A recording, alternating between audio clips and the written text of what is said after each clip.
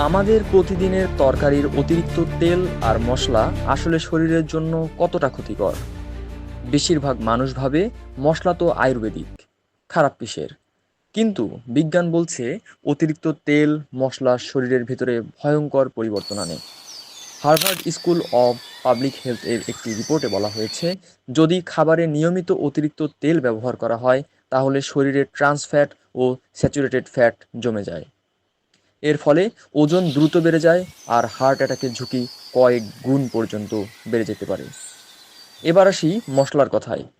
National centre for biotechnology information অর্থাৎ NCBI এর একটি গবেষণায় পাওয়া গেছে, মরিচ, হলুদ, আদা, রসুন এই মশলাগুলো অল্প পরিমাণে সত্যিই উপকারী।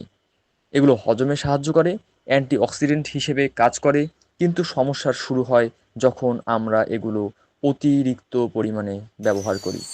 একই গবেষণায় বলা হয়েছে, অতিরিক্ত ঝালমরিচ খেলে পেটের লাইনিংয়ে প্রদাহ হয়, অ্যাসিডিটি ও আলসারের ঝুঁকি বাড়ে, আর অতিরিক্ত ভাজা পোড়া মশলার কারণে লিভার ও কিডনির উপরে ব্যাপক চাপ পড়ে। এমনকি ইন্টারন্যাশনাল জার্নাল অব ক্যান্সার এ প্রকাশিত এক স্টাডিতে বলা হয়েছে, নিয়মিত অতিরিক্ত তেল মশলাযুক্ত খাবার খেলে পাকস্থলী ও কোলন ক্যান্সারের ঝুঁকি বহুগুণে বেড়ে যায়। তাহলে কি একেবারেই তেল মশলা বাদ দিতে হবে?